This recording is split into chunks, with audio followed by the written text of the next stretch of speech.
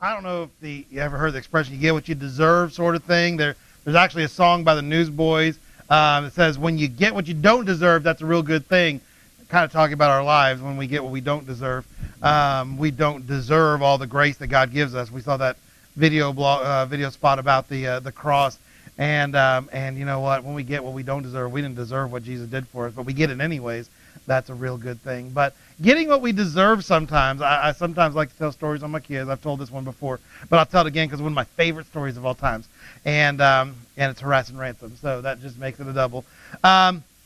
We were pastoring in a small church. Kim and I were ministering. Ransom was little. Tate was a baby at the time, and we were traveling to football games, and there was a restaurant that was like halfway between our place and a football game that was an all-you-can-eat shrimp boil place. It was $10. You have a $10 bill that you pay when you come in. There's a guy that stands in front, hammer $10. You give him $10. He lets you in the building. Once you're in the building, you can do anything you want to the building. Apparently, you could eat the chairs. You could anything you could find. You could eat. There wasn't any other bills or anything else. It was you go grab yourself a cup. You go grab yourself a plate, and you pile it up with boiled shrimp, and you pop it and eat it. And it was great. I loved it. And so we brought Ransom, and he would eat there too, and they had some catfish and other stuff. And we got to the end of our meal, and Ransom wanted some dessert, and so they had a soft ice cream, soft frozen ice cream. And so we got him some soft frozen ice cream for him to eat, and he did not want it. He's like, I don't want it. I want some with sprinkles. All right, he wanted soft frozen ice cream with sprinkles at the Chinese restaurant. They had right next to the soft frozen yogurt some sprinkles and little, chocolate candies you could put on it, some gummy bears you could put on it. He wanted sprinkles. Because at the Chinese restaurant, he got sprinkles. And so he wanted sprinkles. And it's like, there's no sprinkles here. This is, this is what you get. What you see is what you get. But he wanted sprinkles on his. That there are no sprinkles. And he was adamant. Like, Ransom, there's no sprinkles. You've ever wanted something so badly? He's like, they've got sprinkles on theirs. And the couple we were eating with, a brand new couple, had visited the church like once, and we were going out with them in order to kind of build a relationship with them. And their cup that was in the same ice cream cup that ours was, that had the same white stuff in it, had sprinkles in it. It's like, you don't want that. He's like, I want sprinkles. I was like, you don't want that. And he wanted it so badly. I was like, fine. So I took the other couple's cup, and I stuck a big old spoonful in it, and I stuck it in his mouth, and he was as happy as he could be until he realized it was a bowl of tartar sauce. At which time I realized I should have been pointing his head a different direction, and I was not, because he spit tartar sauce all over me. I mean, just covered me. And Kim is mortified because I'm the pastor trying to minister to this new couple, and she's like, they're going to hate us. And the dad on the other side of the table was, of course, laughing his head off. Like, that was hilarious. I was like, yeah. Sometimes we get what we deserve, all right? I told him over and over again, no sprinkles, that's not what you want, but he wanted it. Give it to me, give it to me, give it to me. He wanted it. That's what I want, it's what I want, it's what I want. And he got it. And then I got it. So I think we both got what we deserved that time. He got a mouthful of tartar sauce. He doesn't need a lot of tartar sauce right now. In fact, he doesn't need a lot of ice cream anymore. He's really not a huge fan of ice cream. That may be the reason. He doesn't need tartar sauce, and I don't put weird things in my kids' mouths when they're pointed at me. And so we've all learned lessons. That's right. Get him for his birthday. Here's some tartar sauce. But we get what we deserve sometimes. Our actions cause us to get what we deserve sometimes. And in our mind, it sounds really good. This is something I want. This is something I desire. This is something that would be good for me. Have you ever had that discussion with yourself? Trust me, if you're ever having that discussion with yourself, it means it's not good for you, but you're trying to psych yourself up into believing it is. Yeah, my wife's really going to like that motorcycle. You're trying really hard to convince yourself of something that you know is not really true. If you're having to do that, now's the time to abort. We tell kids at school all the time, if you pull something out of the closet, you say, I wonder if I can wear this to school. Put it back away. If you as a teenager are wondering, I promise you, your mom and dad are not wondering. It is too small. That was your clothes from 2 years ago. They need to be disposed of, all right? So if you have to wonder, it's too small. It's not good. Don't wear it. We get what we deserve a lot of times. Our actions turn out results that are often fairly predictable. And We kind of joked when we started this series about the Old Testament. We had several people saying, I just don't know as much of the Old Testament as I do about the New Testament. And Gary and I started joking about it. It was kind of a shampoo theory. You read the back of your shampoo bottle, it says lather, rinse, repeat, is really the way the Old Testament works. You get dirty, you get some soap, you lather, you rinse it out, and then you repeat. It gets dirty again. You lather, rinse, repeat. Lather. It's a whole cycle. It's always happening. That word repeat seems to come after everything that happens. You do something, bad things happen, God gets mad. You pray to God, God sends somebody to help us, somebody comes to help you, things get better until you forget that God was there helping you all along. Things get bad, you cry to God, God, why are things so bad? Somebody to help us, God sends somebody to help you. You get the cycle, right? Lather, rinse, repeat. Things go over and over and over again. Things keep repeating. It's just a cycle over and over and over and over and over again. And I think the reason the Old Testament is so useful for us today is because I think a lot of us get into that lather, rinse, repeat cycle. We keep asking God. We keep telling God, demanding God, God, this is what I want. It's a good idea in my mind. My mind says, I desire this. I want this. I need this. It's what my mind tells me that I want. But is it always the best for me? Is it always good for me? Somebody won a lottery with lots of money today. But the statistics are most people that win big money in lotteries are broke after 10 years. And why is that? It's because it's not the money that's the problem. There's something else going wrong. There's something else that's broken in there in our life that's causing things to go wrong. And that's what the Israelites were learning. They were constantly saying, God, give me a deliverer. God, give somebody to save me. They have this plan. If God were to do this, things would be better. But they don't because they're not focusing on the problem. They're just focusing on a solution. God, give me something to make this better. Give me something to cure this. God, give me some extra credit to bring my grade up. God, whatever it is, we're looking for a momentary, a one-time solution. We're not looking for God to really come in and do something out of it. And so today we're kind of going to move off. Last week we did Hannah, Mother's Day. We talked about a lady that just prayed and prayed to God, God, give me a baby. And she followed God and obeyed God and loved God. And God blessed her with a baby. In fact, God ended up blessing her with lots of babies. But the first one, she said, God, I'm going to give that baby to you. And it's a baby by the name of Samuel. And God gives, Samuel is given to God. And I told you Samuel's done a lot of stuff. Samuel was a judge for the people. Samuel was a prophet. Samuel was a priest. Samuel was an anointer of kings. Samuel did so many things. So many things Samuel did throughout the Old Testament. And so today we're going to kind of look at one of them. The people of God have come to Samuel and they're begging to God, basically that I want to be like everybody else. Isn't that one of our biggest things? It's I want what they got. I want to have what they have. I want to be what they're being. I want to do what they're doing. The neighbor gets something fancy. I want to get something fancy. Some kid at school gets a 3DS. Your kids want a 3DS. They get an iPhone 5. You want an iPhone 5. It's kind of I want to keep up with what everybody else is keeping up with. They get something. I want something. They do this. I do this. We're always wanting to do and be and participate in what everybody else is doing around us. God, I want to be like them. Where it ought to be, God, I want to be like you, but that's not our normal stance. Our normal stance is, God, I want to be like them. I want to have what they have. I want to do what they do. I want to act like they act. I want to be like them. And the nation of Israel got to that point where they're like, God, we're tired of doing things the way that you've asked us to do things. We want to be like everybody else. We want to be a normal country where, we're not following all these rules and laws, and we just want to be like everybody else. And in 1 Samuel chapter 8, verses 4 and on down to verse 9, it says, fed up, all the elders of Israel got together and confronted Samuel at Ramah, and they presented their case. Look, you're an old man, and your sons aren't following in your footsteps. Here's what we want you to do. Appoint a king to rule us just like everybody else. You see, at this point in time, Israel didn't have a king. What they had is basically everybody was living their own lives, doing what they do. And the judges, people like Samuel, would come around and visit villages, and when there were disputes and problems, they would just set everything right. They said, this is right, this is wrong, this is good, this is bad. But they weren't responsible to an overall government. They were responsible to God. They were supposed to come to God every single year with their problems, with their issues, and they were supposed to come to him, to the temple, worship him, love him, follow him, obey him. But they're like, we're tired of doing that, God. We just want a king just like everybody else. And when Samuel heard their demands, give us a king to rule us, He was crushed. How awful, Samuel prayed to God. But God answered Samuel, go ahead and do what they're asking. They're not rejecting you. They've rejected me as their king. From the day I brought them out of Egypt until this very day, they've been behaving like this.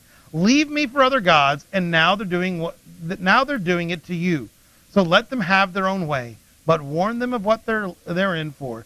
Tell them the way kings operate, just what they're likely to get from a king. So here we have this thing. They're begging for a king. God finally says, hey, they're not rejecting you, Samuel. They're not rejecting your lessons. They're rejecting me. They want somebody else other than me to lead them.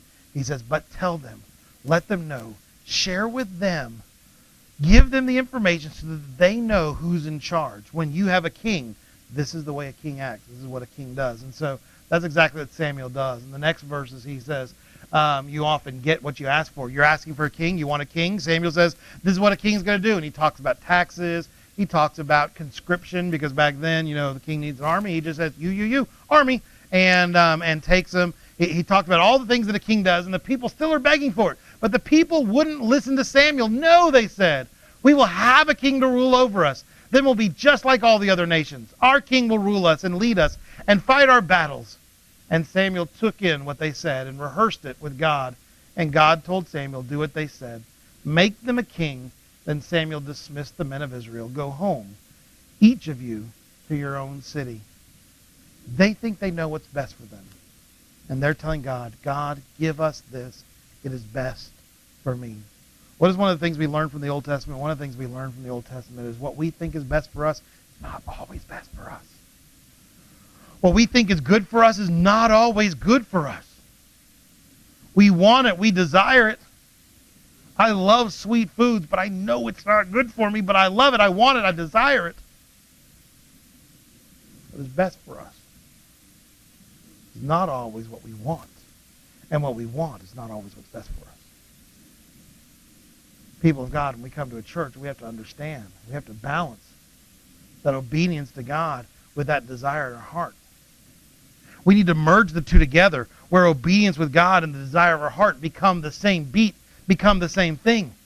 It's what we talk about in Crazy Love. If you haven't been doing our Wednesday night Bible studies with us, it's what we're talking about in Crazy Love, is the idea that there is a moment where everything you do is idiotic to the world. Everything you do is stupid to people that are watching you, to families, to friends. Everything you do makes no sense. And to you, to a point, you're like, yeah, man, God, this is kind of weird. This doesn't make a whole lot of sense to me. And it's true, on the uphill climb to it, it doesn't make a lot of sense. But God never called us to be part-way Christians. He didn't say, you know what, you do 1/4 Christianity, this is where you get. We got a heaven that's for you. It doesn't have a whole mansion, but it's pretty nice spread, and you got a HD TV, all right? You give me half of you, okay, you get a couple rooms, and there's going to be a pool in the backyard. You give me 3/4 of you, you have a large pool, a jacuzzi, and you know what, you're going to have an indoor, in-house theater. You do 100% to me, mansion. That's not the Bible. The Bible doesn't say, hey, here's all the levels to it. The Bible has one level. It has your gods. Jesus is my Lord. It's stinky that way because there's 0 and there's 100%. That's what the Bible asks for, 0, 100%, 0, 100%, which is what we talked about like 2-3 weeks ago. When we had the list, we met in here, we had the list on the wall, and the question was, which one of these are you? And the real answer is, all of them ought to be you. They all ought to be you. The Bible doesn't say, here is all the different things that Christianity could be about, love and joy and peace and patience. Pick a couple of them. Be a guy that's loving and patient, but don't worry about self-control. Just go off the handle at your kids all the time. They love it. That lets them know Jesus. Yeah, you don't have to be kind, but you're going to demonstrate, you're going to demonstrate some other stuff. No, the Bible says, as Christians, we demonstrate all these fruits of the Spirit: love, joy, peace, patience, kindness, goodness, gentleness, faithfulness, self-control. You do all of it. It's part of being a part of the kingdom of God. It's part of being faithful. It's part of being one of God's children. It's a whole thing. But so often we want a part thing. Because we've got something that we think is good for me. God, this is good for me. And God says, no, what's good for you is to go over the top of that hill. And what happens when we reach the top of that hill, when we commit 100% to God, all of a sudden, our heart is beating for the things that God's heart is beating for. And now all of a sudden we realize, you know what? I don't get the same joy that I used to in these things. I'm now getting joy in the things that God's calling me to do. I don't get the joy in all these worldly things, but I get joy in a godly thing. And you know what the great thing about God is? The devil's telling you all the time, if you love God, he's going to take away the things that give you joy. You love God, he's going to take away the things that give you happiness. If you love God, he's going to take away from you your peace. He's going to take away from you your security, and that's not what the Bible tells us. But what the Bible tells us is that often when we commit 100% to God, God says, you're right where I need you, and guess what? The stuff that you can do, the stuff you enjoy, that's what I need right now. That's the great thing about God.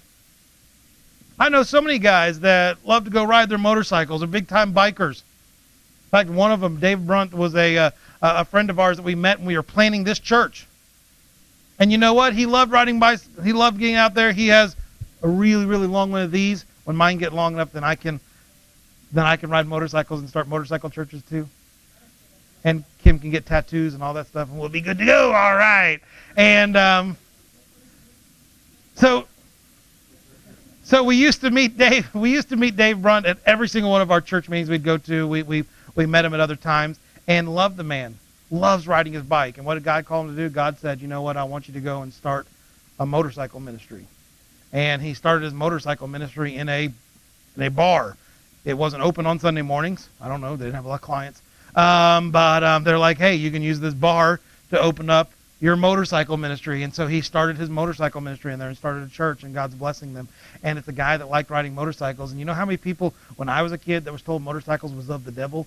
And Dave's got his tattoos all over him. He's got a really, really long goatee thing that's going. And you know how many churches I grew up in when I was young that said that, you know, all that stuff is signs of the devil, and that if you have any of those things, you can't love Jesus. And all of a sudden God says, hey, I want you to keep your long things, and I want you to wear your sleeveless shirts, which I can't get away with it like you can. Wear your sleeveless shirts so you can show off all your tattoos, and get on your motorcycle and go driving around and tell people about Jesus.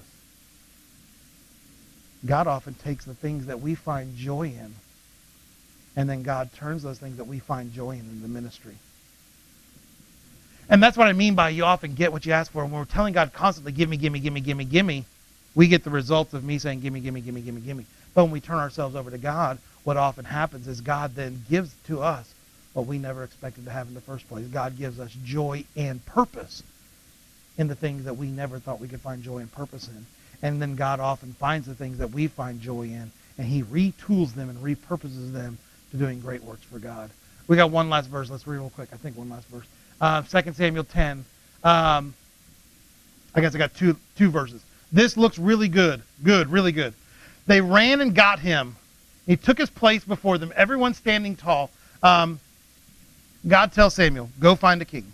And they divide all the families up. And they say, okay, let's find. And they found the family, the tribe of Israel. Okay, Benjamin, the tribe of Israel. And they took that tribe and they divided it up into families. They found a family. And they took that family, they divided it up, and they found a man by God telling him, choose this one, choose this one, choose this one. And it finally comes down to this guy named Saul.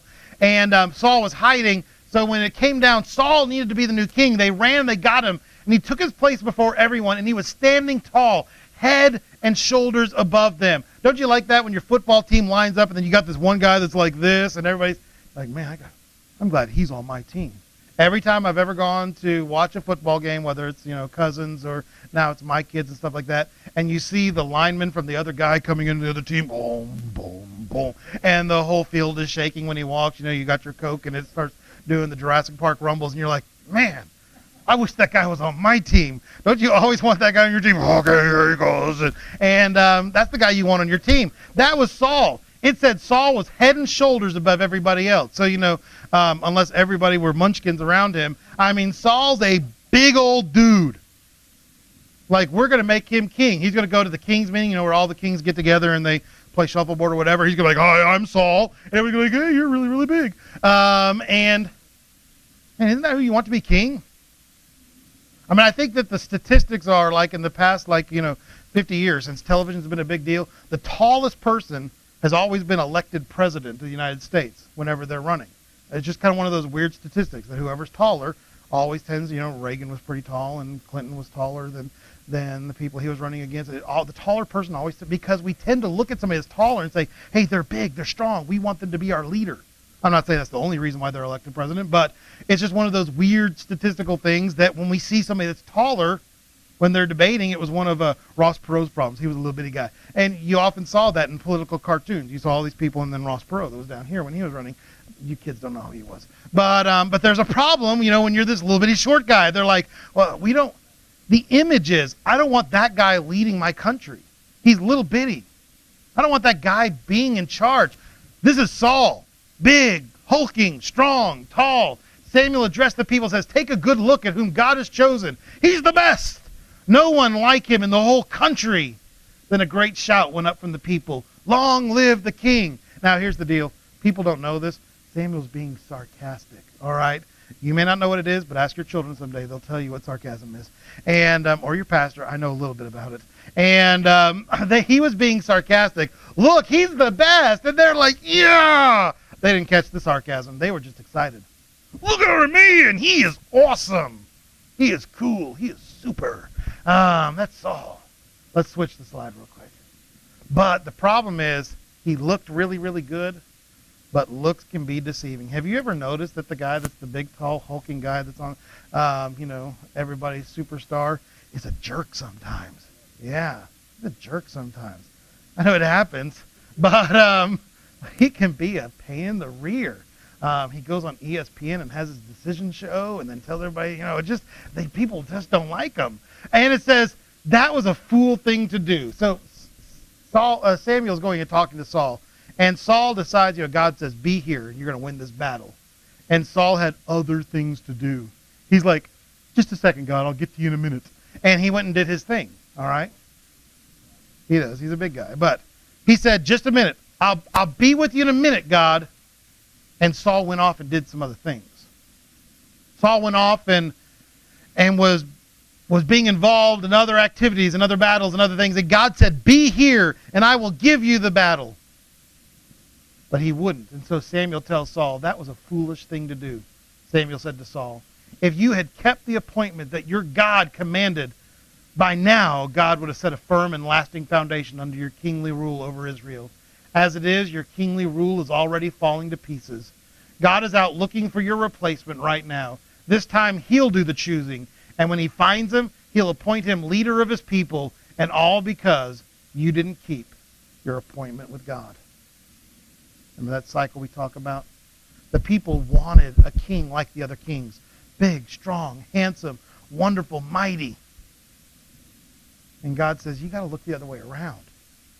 You need to find somebody that's following after me, but that's not what the people wanted. The people didn't want to follow God. They wanted to follow a king, and that's what they got.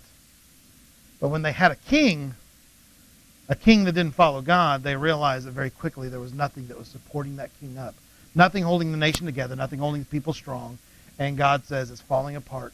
I'm going to find the right man. The next man they pick, David. He's the youngest, the smallest. He's a kid because he's ruddy. But God's hand was upon him. And it didn't matter how big the opponent was. It didn't matter how strong the adversary was. God blessed David. We get what we deserve. We ought to be asking every day, God, your will be done on earth as it is in heaven. We do that, we'll get what we deserve. We get God running loose in our lives, which is great. But when we're constantly telling God, God, give me my due, God, give me my plans, well, God often says, okay. And then we realize the problems that come when our small-sided, short-sighted, ill-conceived plans run roughshod through our life and through our family. Let's pray to God. Let's look to God. Let's say, God, thy will be done, not my will. And let's see how God can bless us. Would y'all pray?